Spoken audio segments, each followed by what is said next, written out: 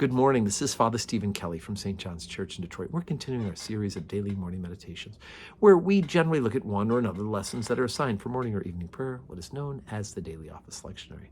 And today is Monday, July 25th, and July 25th is the feast of St. James the Greater. Now, not to be confused with St. James the Less, of course, who we celebrated along with St. Philip back on May 1st. This St. James is the brother of John, right, the beloved disciple. And the two of them were fishermen along with Peter. Just the other day, we talked about their call to ministry, fishing together.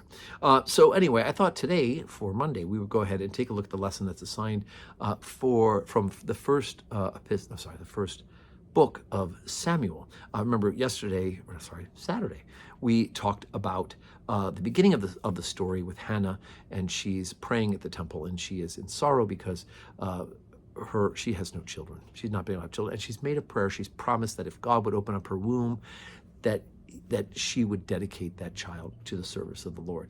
And so we pick up where that left off, with Eli, the high priest, being witness to her being there praying.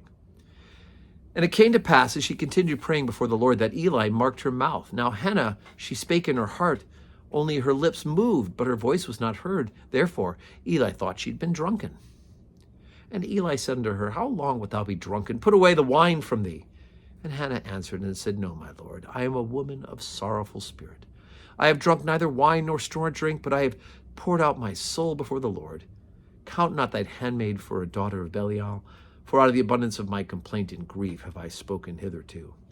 Then Eli answered and said, Go in peace, and the God of Israel grant thee thy petition that thou hast asked of him. And she said, Let thine handmaid find grace in thy sight. So the woman went her way and did eat, and her countenance was no more sad. And they rose up in the morning early and worshipped before the Lord, and returned and came to their house in Ramah.